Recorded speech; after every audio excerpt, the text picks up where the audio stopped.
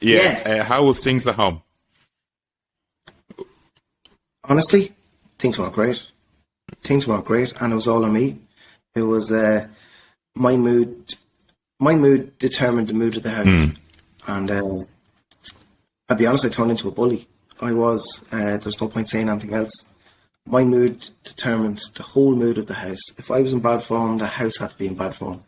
If I was in good form, the house would have to be in great form, because I went from these mad lows to massive highs that I just couldn't explain. It was Jekyll and Hyde, and I suppose I was drinking at the time as well. So whatever medication I was on, I might as well be taking Smarties, because how could they if they don't work with alcohol? We know that, So yeah, so from mad lows to crazy highs, and for me now,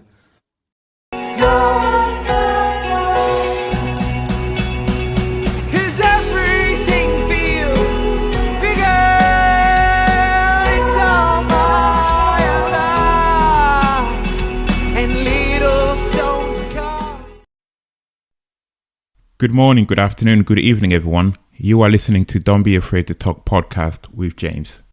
I believe if we are going to affect change, we must go back to the basic, which for me, in essence, is conversations. Talking and listening is key for growth, and I hope our stories will bring us together and we can draw inspiration from each other. Conversation will include topics such as mental and physical health, trauma and its effect, suicidal thoughts, recovery, and well-being. We will continue to raise awareness and offer a different perspective, a mindset or an idea that could inspire you to take charge of your well-being and to grow as a human being. Thank you for joining us today. Today I'm joined by Keith, who's going to share with us his story through depression and how he's managing his depression and how he's living with his depression. And if you're listening today, have an open mind, and we hope you can learn something from this episode. Keith, how are you? Not too bad, James. Not too bad at all. Great. I'm good now. Good. Can you just tell us a little bit about yourself? Yeah, of course. Yes, well, my name is Keith, obviously, as you just said, Keith Sheerin, and I'm married with an amazing wife and three beautiful kids, and I was always a little bit different. I was always very anxious, and I could trace it back so far back. It's unbelievable, I suppose the bottom line, I was diagnosed with depression possibly 7 years ago now at this stage, and for the first couple of years I didn't do what I was meant to do after being diagnosed. But in the last number of years, I think I've improved, and I'm dealing with it. It's I really don't like the phrase suffer from depression. I prefer live with depression, because that's what I'm doing, and there's 7 days in the week, and 6 out of 7 days I'm in great form, but there's one day that I'm possibly not in great form. But it's up to me. If I do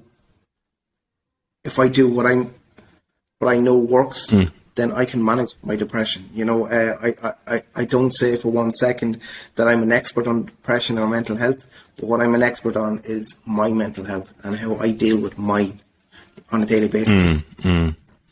Thank you very much. We're going to be covering some of that today anyway, so a lot to say. Before we get going, we're just going to play an icebreaker, 1-for-1 game. I'll give you a quick word, and you say the first one that comes to your mind. Yeah, just 5 random words, no pressure. So the first one is community.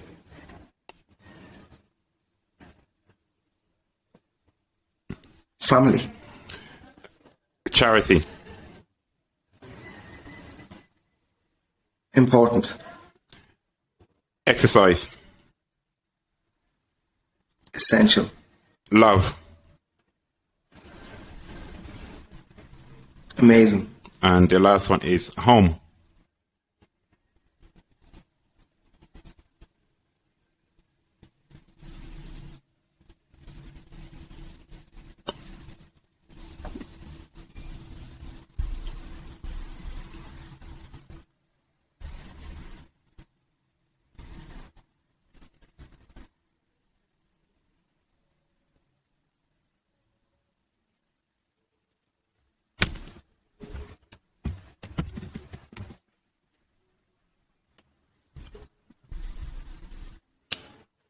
You thinking in the last word? No, I didn't hear that. Sorry, James, sorry. The last one was home. Home. Say it again?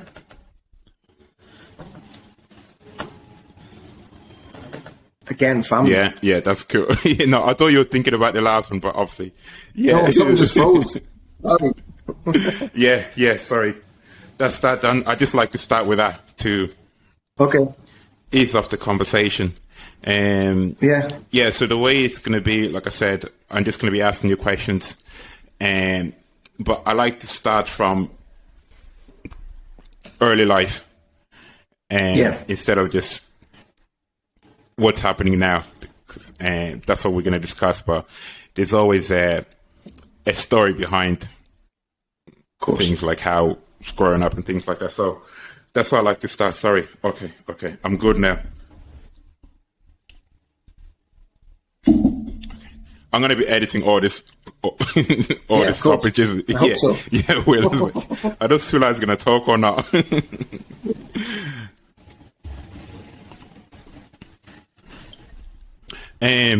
So we're going to start with, the easy one is, how was growing up for you? And where did you grow up, actually? I grew up in Trim, County Meath. Growing up was fine, but I did always feel a little bit different than most people. And I suppose, I suppose even as a kid, you often hear the phrase "glass half full." I was always, and still can be, a glass half empty person. It was just negativity. I was just always, I didn't feel like I fitted in. I was always, I suppose I have a twin brother, James, and I would always been compared to Jason. Okay. And absolutely not his fault. But because I was a twin, I was always compared. Yeah. And he would be more academically minded than I would, And, it was tough knowing that no matter what test results you get, it's not going to be enough to beat him or to compare to him, And as I said, that's not on Jason. No. It's just that's how it was. Yeah. That's how it was, But I suppose that's how I felt as a child, and growing up into my teenage years as well. I was, I still can be like that today, glass half empty, always looking for a problem. If things are going too well, if things are going really well, I'm looking for a possible blip. Yes. Yeah. Something that I can concentrate on, and I'm working hard. I'm working hard on myself and that. It's not nearly as bad as it is now anymore, but it's that's a trait that I definitely got from a young age. And that's what I was going to ask. Do you think that's from, like, growing up, you're always kind of trying to fill up the cup? You always felt like you had to do more, and no matter what you did, was just like you needed to do more. Yeah, and that's not even necessarily what other people were thinking. That's what was in my head. Yeah. But I was thinking that's what people were thinking. This overthinking. Thinking about what someone else is thinking about you. Yeah. When it's irrelevant. It's irrelevant what other people think about you, because you cannot control what somebody else thinks about you. You cannot control. Like, for instance, James, if we logged off here and you said, Jesus, that lad's a bit of a gobshite. Yeah. You know what I mean? I can't do anything about that. I can't, because that's how you think. And so that's me. That's me. Yeah. An overthinker. And was things always like that for you growing up? Like, did you constantly just think, even like after school, I say things like leaving cert, that obviously comes with a lot of pressure. It will. There you are, for example, the perfect example. I left school after my junior cert. And the reason I left school, one of the main reasons, was I just couldn't deal with another 2 years of pure pressure, as I saw it. And I did really well in my junior cert. My grades were good. I got good results.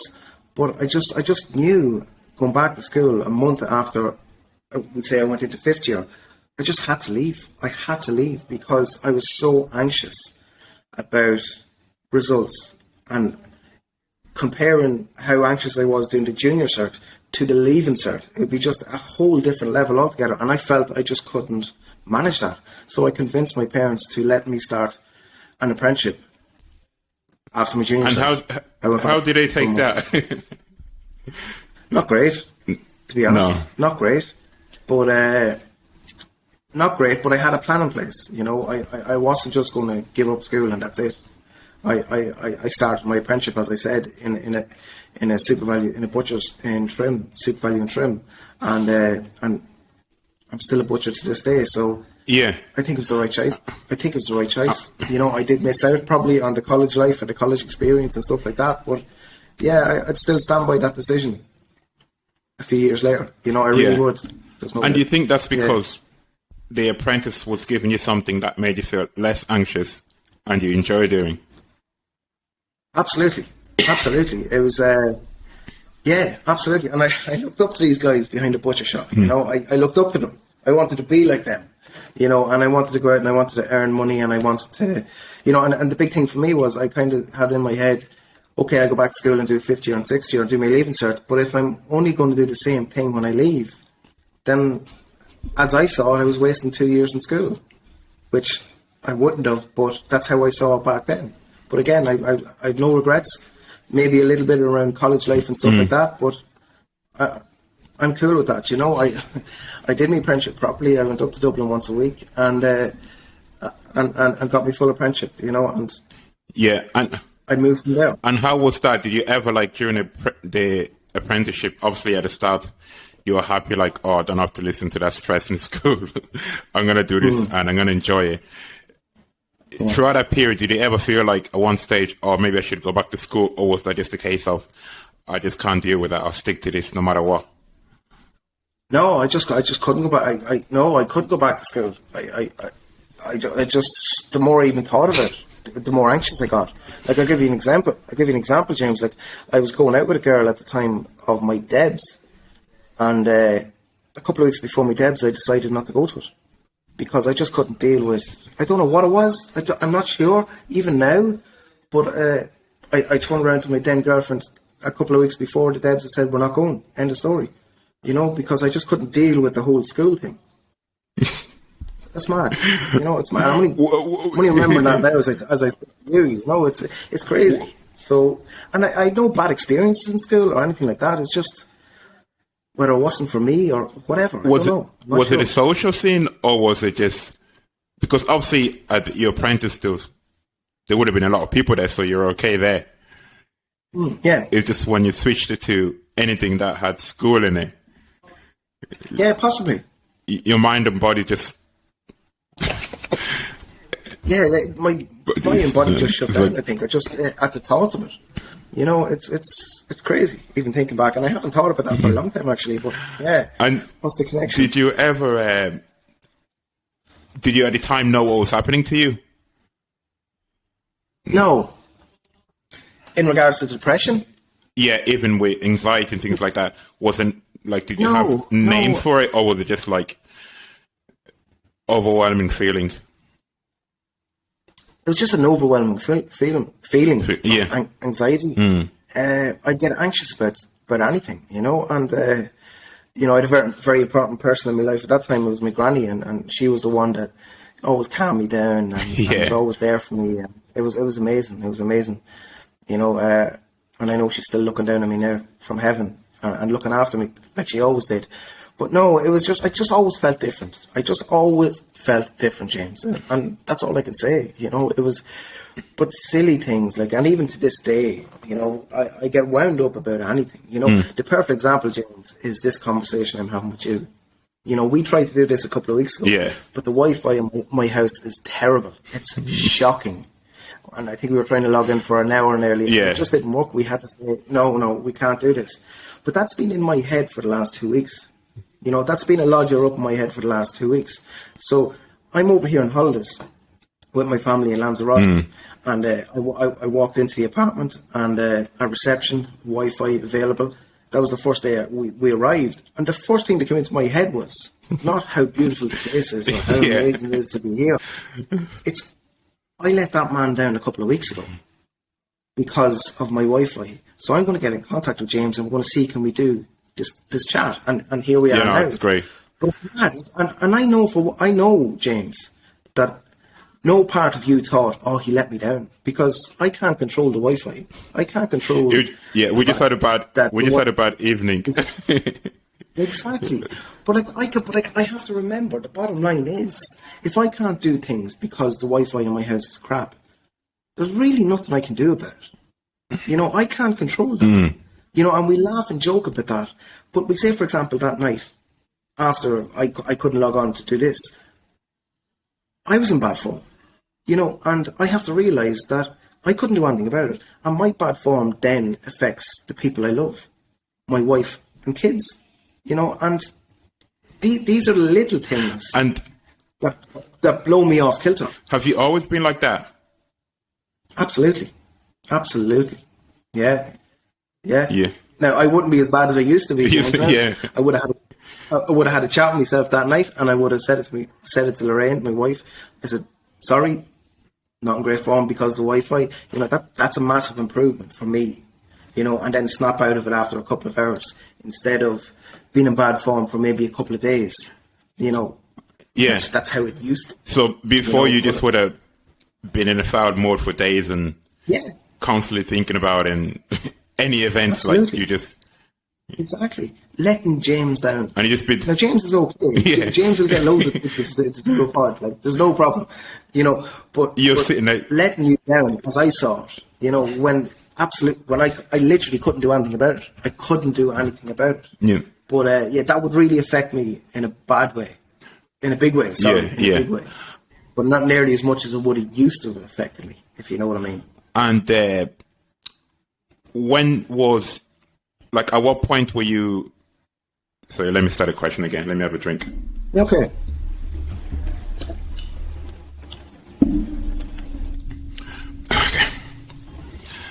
And when were you diagnosed with depression?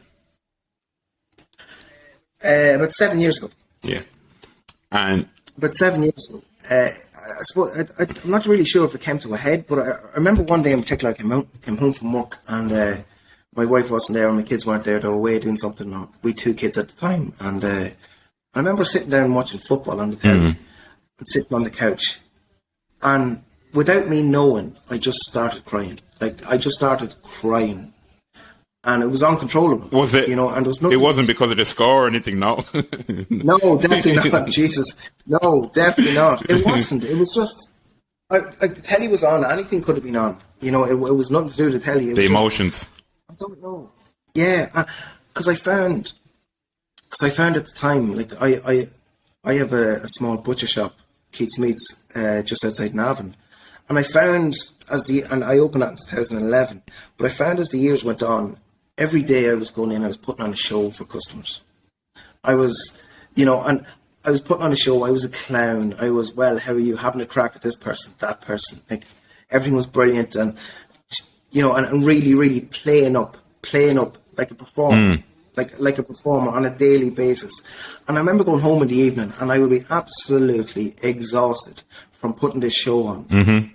You know, and again, to what we were saying a few minutes ago, is I wouldn't have anything left for my family. I wouldn't have anything left for my family. You know, I wouldn't have any more of me because I was after performing all day and I was exhausted. And that's, I got an appointment to see a doctor and had an amazing chat with an amazing doctor who's still my doctor. And she absolutely said it was depression. And since then, I'm on medication. I've weaned down a little bit. I'm on a very small dosage, but I'm still on it, and I'm not ashamed of that. You know, I need it, because it just balances me. You know, it's the same as if I had the flu, I'd take medication. You know, if I broke my arm, I'd take painkillers. Yeah. You know, it's as simple as that. It's part of my routine. I get in I get into the car in the morning. I take my tablet, and that's it. You know? But the tablet alone will not work. And just going back on the day when you had the breakdown, we just call it. It wasn't a breakdown. Yeah. What happened? Like, did you just when all the fear just start coming? Like, did you just didn't know what was happening to you? Yeah, I didn't. I really didn't. I didn't know what was happening at the time. I didn't. It was surreal, absolutely surreal, and yeah, it was just after that I just knew something's wrong here. Something is wrong. This isn't natural. This isn't right. The way I'm feeling at the minute just isn't right. And we have to do something about it. Yeah.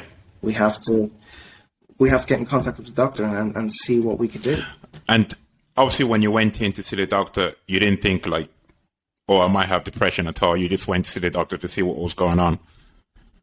Yeah, I don't think I did. I remember there was a lot of talk in the media at the time, and it's brilliant, and that has continued about depression and mental health, and it's fantastic, and the job you're doing is amazing. It's brilliant, absolutely brilliant. And I remember there was a lot of talk in the media at the time about it, and I remember listening to a few people. I remember, I think it was Al Porter, he was a presenter, yeah. And I remember him talking once about it, and it really, really hit home with me. It really hit home that, wow. And I remember, I think Tommy Tiernan could have talked about it, and a few different people were talking about it at the time, and it really hit home with me. So going in, I wasn't 100% sure it was depression or whatever, but after having a conversation with the doctor, yeah, 100% depression, 100%. And for some people, hearing that they're depressed, it might bring a lot of denial. Was that a case for you? I suppose there's two sides to this, James. Denial, no, absolutely not. I couldn't deny it. Bit of relief knowing that I'm okay. It's there's not a label. I don't like using that phrase, but I'll be okay. But so there was a bit of a relief. But yeah. But I suppose, and I don't really want to get into it either, James. My reaction for the first couple of years was shocking, and I did everything I wasn't meant to do, and I turned to other things, and instead of being proactive about it and doing what I'm doing now, I suppose, I turned to alcohol, and I pour me a drink, that's what it was, and I don't really want to get into too much more of that, but that's what I did. And I think a lot of people do that as well. A lot of people do that because if there's it's something new, and because you're not familiar with it, you're just kind of like, oh, I'll have a drink. I can't deal with this, that way. Yeah. And it's the easy thing to do, James. Yeah. And you think the drink will help you. You think like, well, you're sitting on a bar stool and you're talking to people. You're telling, poor me, I have depression. I have depression. Poor me. There's thousands of people out there. We just have to be proactive about it. And for me, I was very selfish. Again, I mentioned my family. Poor me sitting in a bar stool. Poor my family at home and me not there. Let's be honest. I was a selfish. But bastard. At the time, you didn't see it that way. No, I didn't. It was all about me. Me. The world revolved around me, James. Because I was the only person in the world diagnosed with depression. So the world had to revolve around me. And that's how I saw it. Yeah. But I copped on eventually. You did, which is good. And prior to the light coming on in your head and say it's not just you. How was things at home? Honestly, things weren't great. And it was all on me. It was my mood determined the mood of the house. And I'll be honest, I turned into a bully. I was. There's no point saying anything else. My mood determined the whole mood of the house. If I was in bad form, the house had to be in bad form. If I was in good form, the house would have to be in great form, because I went from these mad lows to massive highs that I just couldn't explain. It was Jekyll and Hyde, and I suppose I was drinking at the time as well. So whatever medication I was on, I might as well be taking Smarties, because how could they if they don't work with alcohol? We know that, So from mad lows to crazy highs, and for me now, the one word in my life which is most important to me is balance. I have to find that balance on a daily routine, on a daily Any given day, I have to have that balance.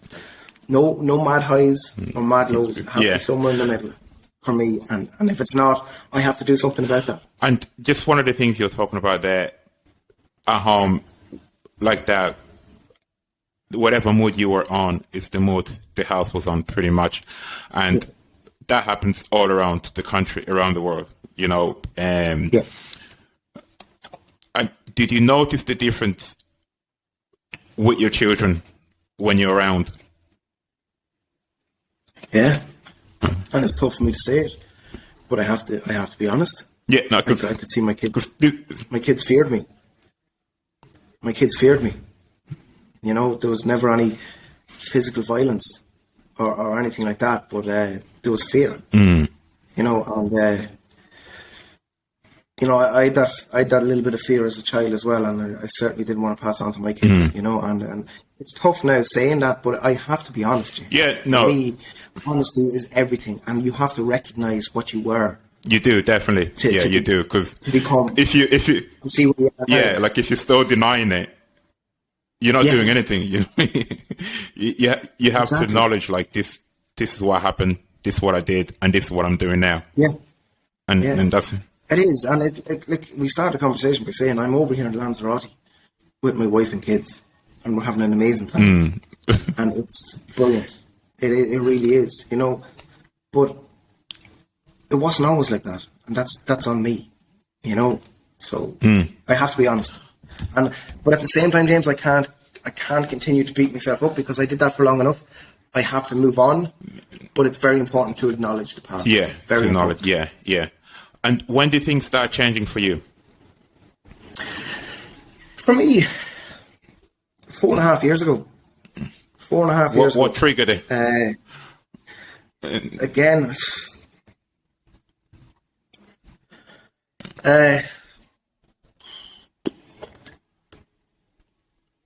Yeah, listen.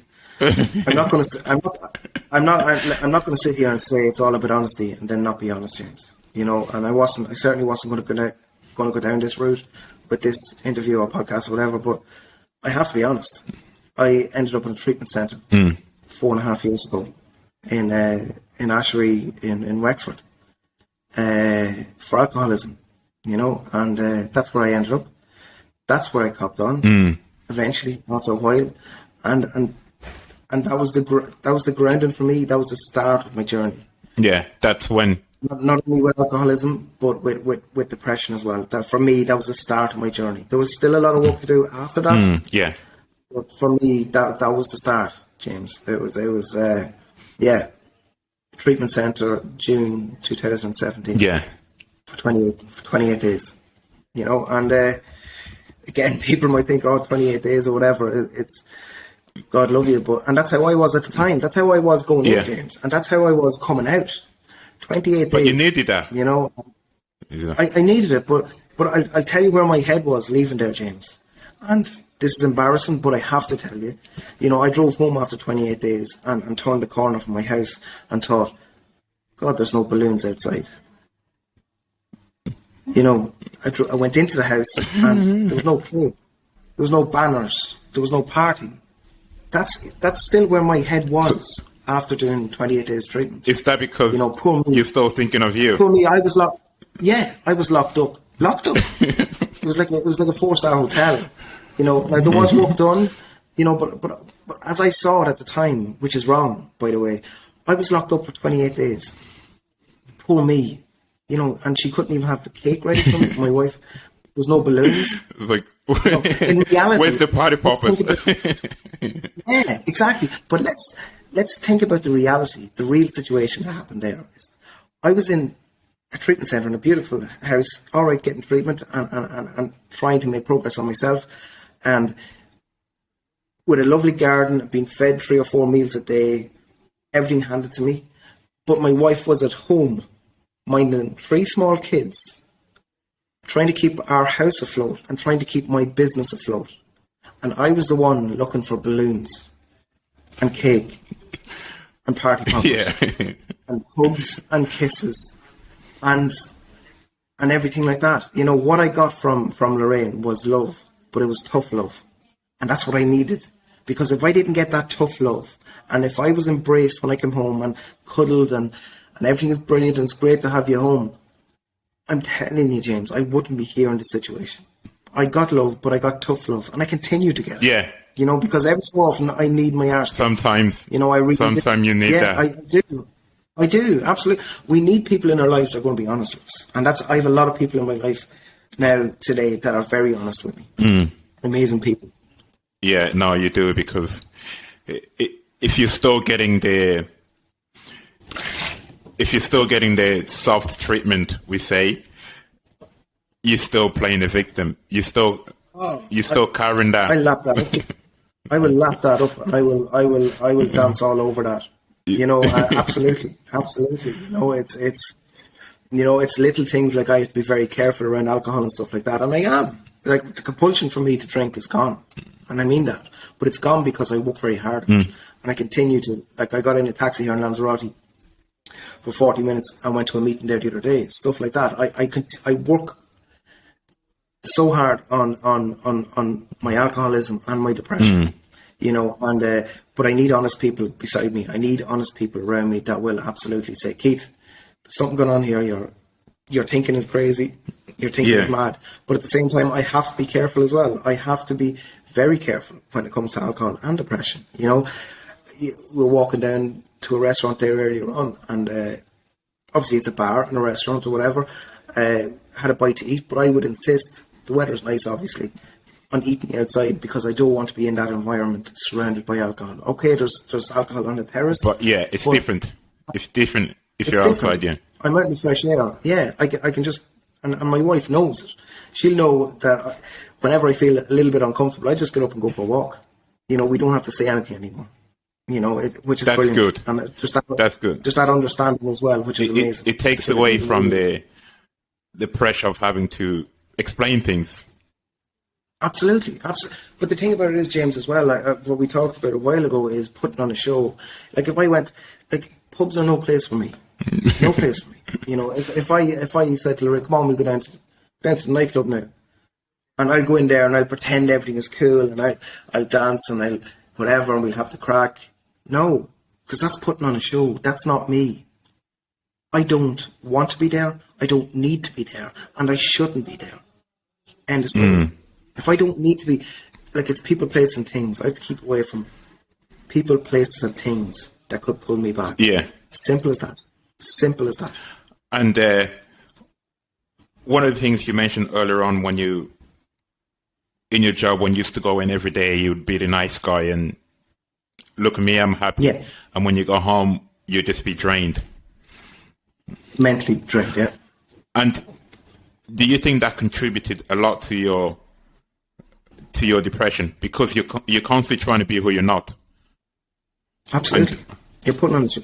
And your body obviously just, maybe that's why I had that breakdown where just like, stop doing this. Yeah, possibly, James. You know, it's you're putting on a show. You're not being real. We have to be real.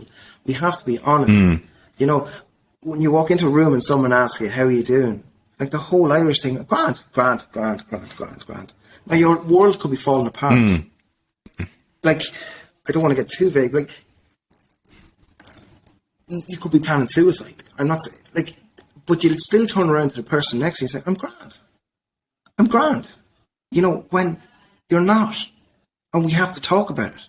You know, and I do a lot of talk on social media through my business, Keith Meets or whatever, and I put up videos or whatever about my day and things. As I said, I'm not an expert on mental health, but I'm an expert on my mental health. Simple as that. And that helps me. And I think it helps other people, because I get a good few messages from people that can relate to my story and can relate to my daily or weekly goings on when you're just not feeling great.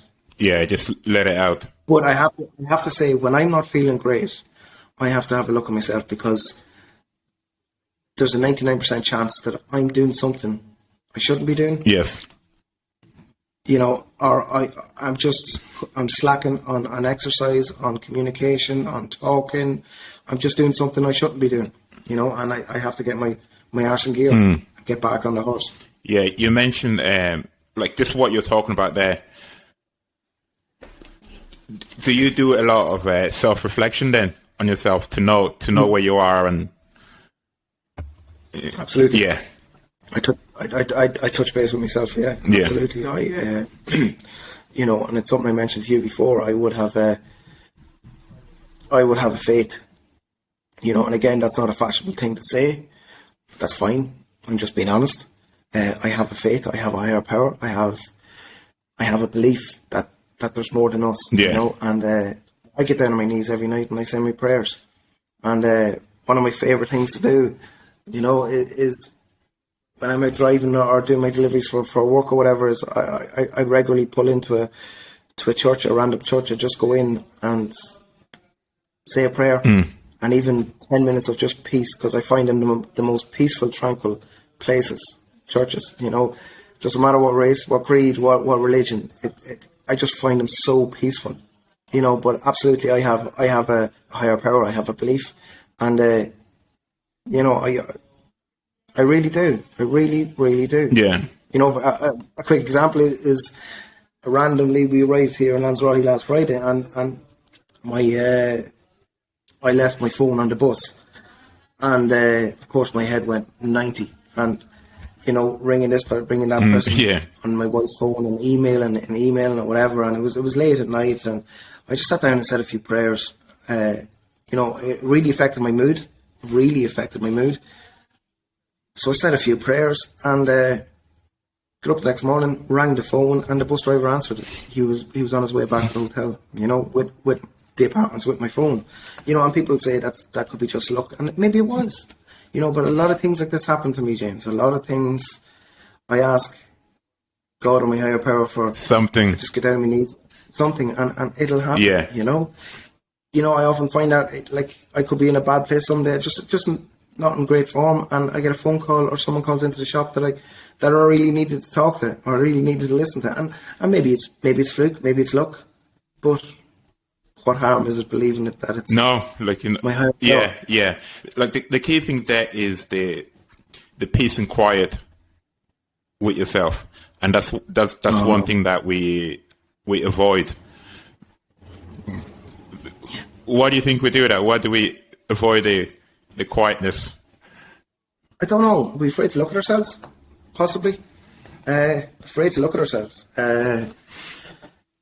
You know, I know a few years ago, me being in a room on my own with just my thoughts and my feelings probably wouldn't be ideal. But you know what? But it's not even that. Like, we talk about mindfulness, we talk about meditation. You know, meditation is sitting on a couch. Mindfulness is sitting on a couch and just having a chat with yourself. You know, for me, walking the dogs, we've 2 energetic dogs, and for me, just go out and walk 5k with them, and just I sort a lot of stuff out in my head, the country air, you know, and it's just whatever works. It's whatever works. But back to what you were saying, I think a lot of the time we're afraid to look at ourselves, and we're afraid to look in the mirror. But that's who we are, you know. And everybody has feelings. Everybody has negative thoughts. It's how you deal with them. You know? Yeah, they're just thoughts. Yeah, try saying that to someone when they're overwhelmed. They're just thoughts. No. Yeah. Exactly. Scream at you. And do you see a therapist now? I don't. I don't see a therapist, James. What I do is I go to between 2 and 4 meetings a week, AA meetings, and for me, that's all the therapy I need. Because unless you're a member of AA, and I am a very proud member of AA, it's very hard to explain what you get from the meetings, because it's just pure honesty. It's pure. There's a simple mantra I live by. I try to live by is, no matter what you do in life, no matter what you are doing in life, as long as you're doing it for the right reason, it's worth doing. And I just get back to, for example, the meeting I went to here in Lanzarote 2 days ago. I got a taxi 40 minutes away, and there was 7 people in that room plus myself, 7 strangers I've never seen before. 7. These people I know I could tell them anything about what was happening in my life today, or anything that happened in my life. That's the kind of honesty I get in AA, and that's what AA is all about. You know, it's fantastic. It's amazing.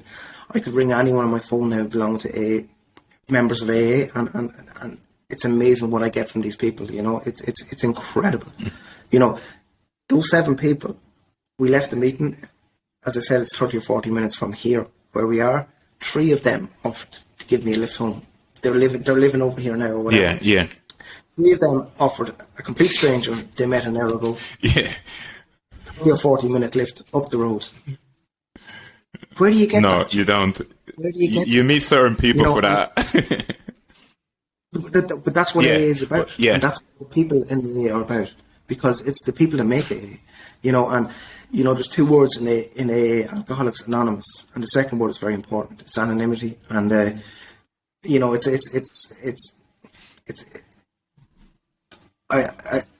I don't think we're meant to talk about it too much in the public eye, if you know what I mean. But unless you're in that fellowship, that amazing fellowship that has given me so much, you don't understand. You could never understand. It's amazing. And you know, the principles in AA, there's 12 steps in AA, and for me, everybody should be doing them because you would get so much from it. And all people have to do is Google them, 12 steps of AA.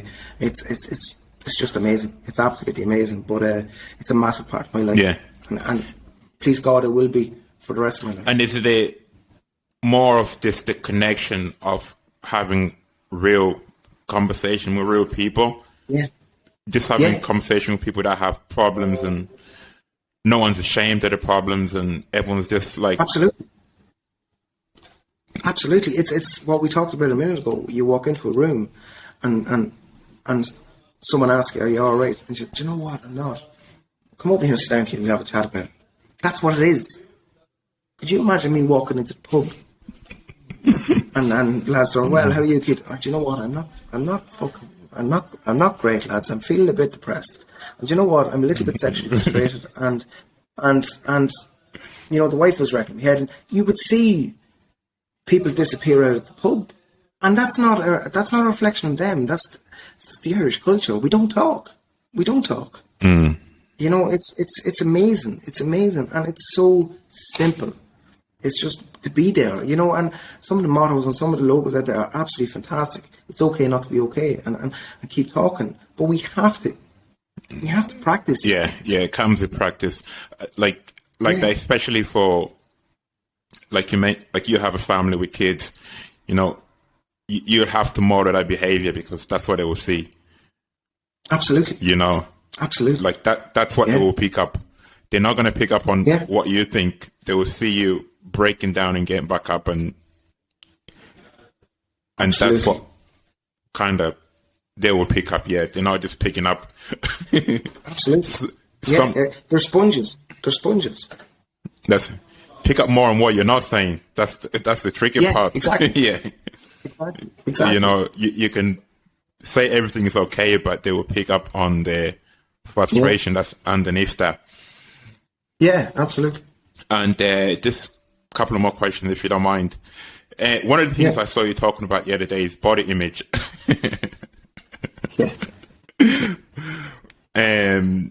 How are you getting on with that? How did that come about? Just tell us the story again. Sorry. I suppose, body image. It was. I'm a GA referee, and it's another passion of mine. I absolutely love it. But that was a couple of months ago. A picture came across social media of me refereeing a game the previous week, and it wasn't very flattering, I'll be honest. And I really, really let it in on me, you know.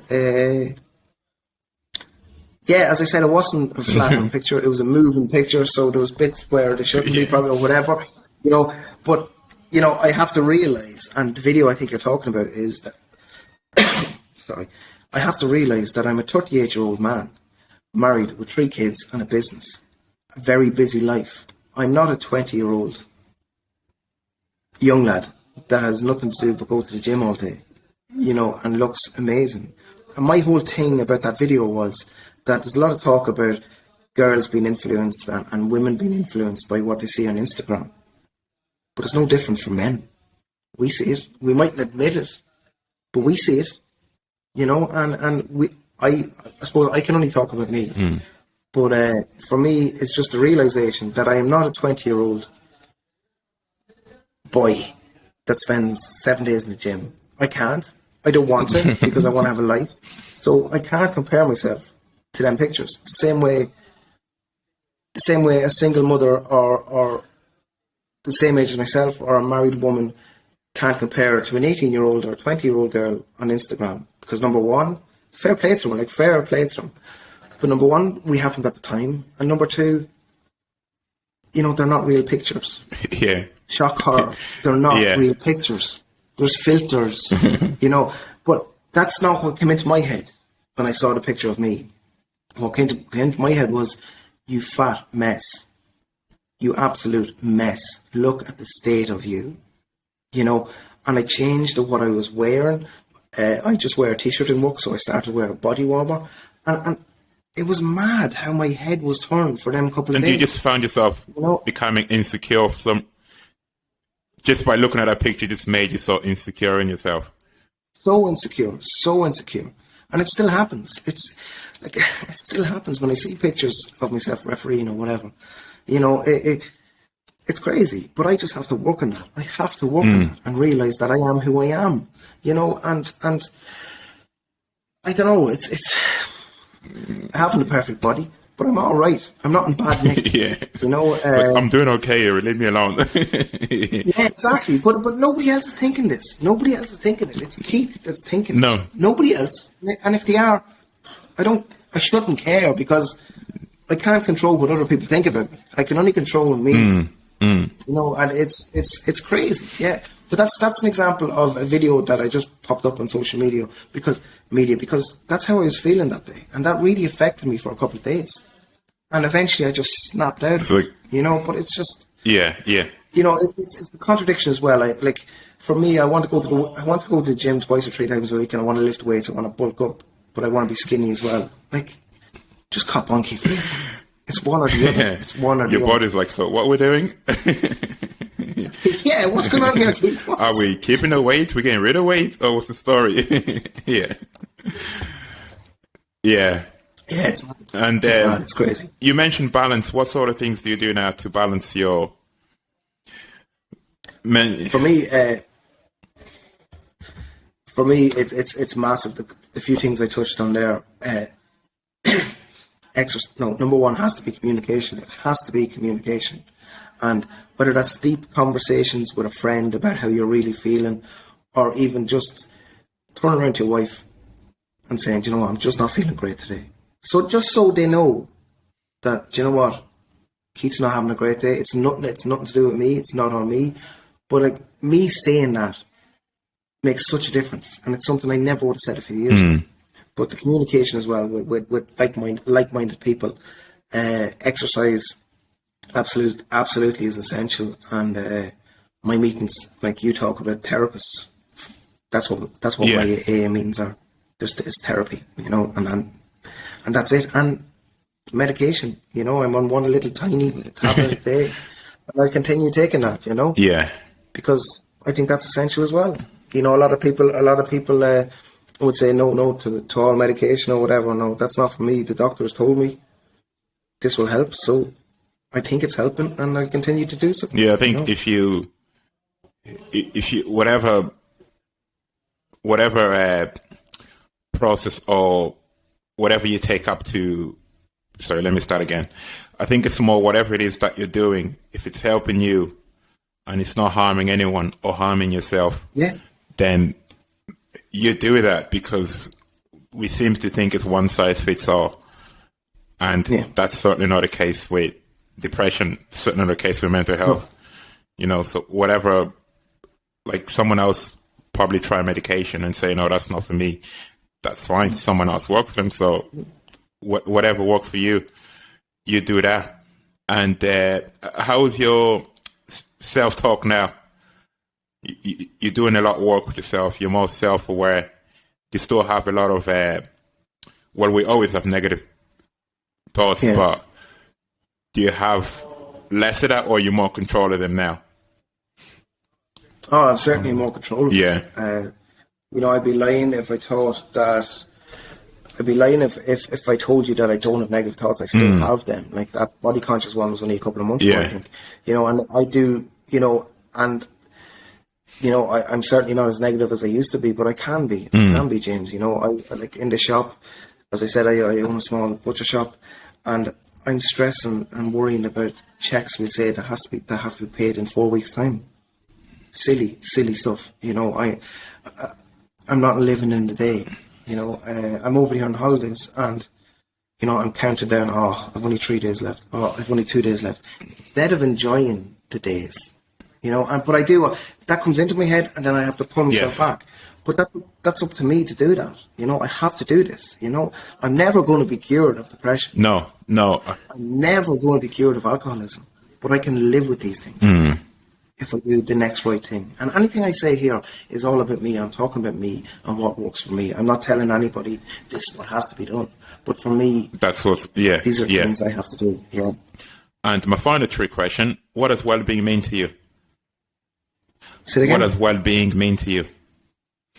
Well-being just means being grounded.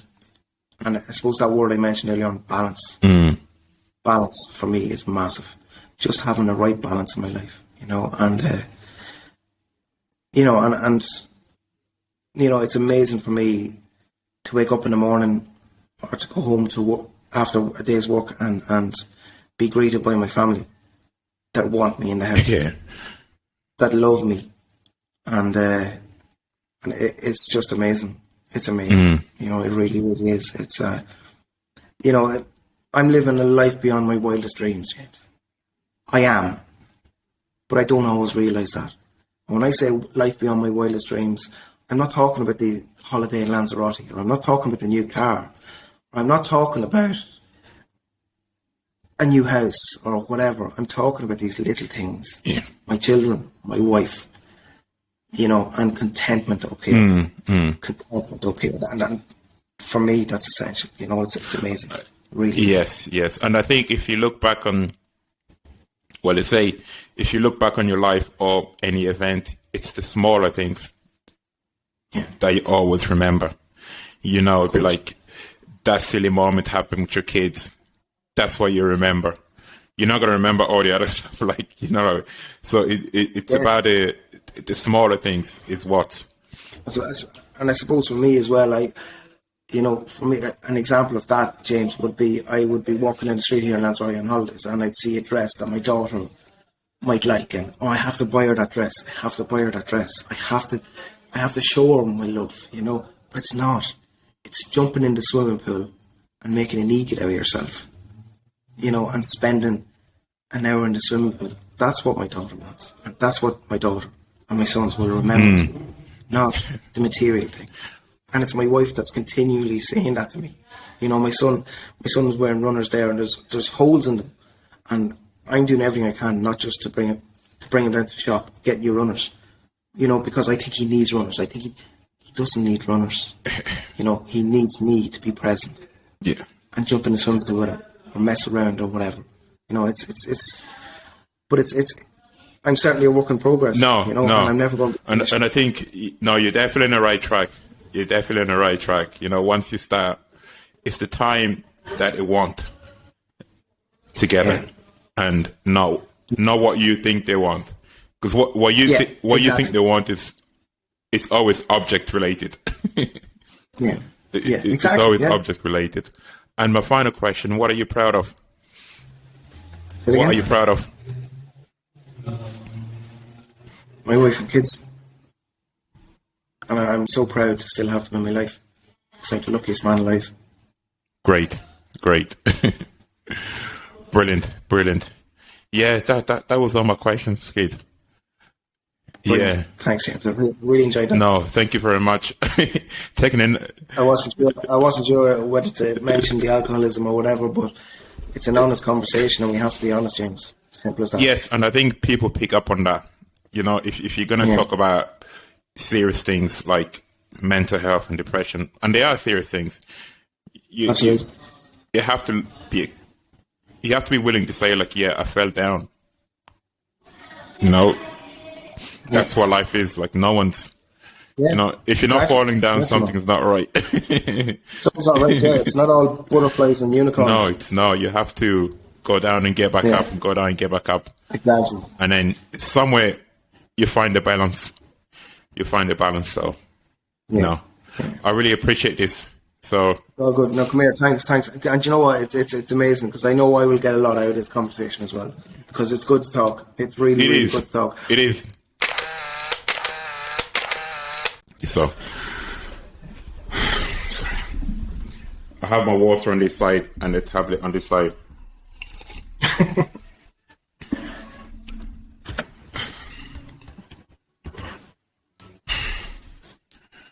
Alternative would be to just drink and calm the nerve, but I can't do that.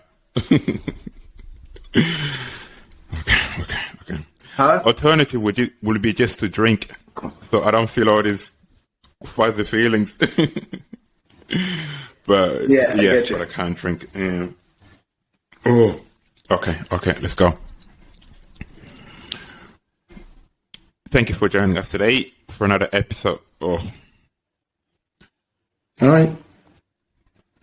Okay. If you enjoyed today's episode, I would really appreciate it if you could leave a quick review on my Facebook page, Don't Be Afraid to Talk, or DM me on Instagram. The show notes will include all of the relevant links from today's episode. If you haven't already, please download, leave a rating, and share with your friends. You might just reach that person who needs to hear this message. Please be sure to subscribe so you don't miss any future episodes. I am James Lumumba, signing off with gratitude.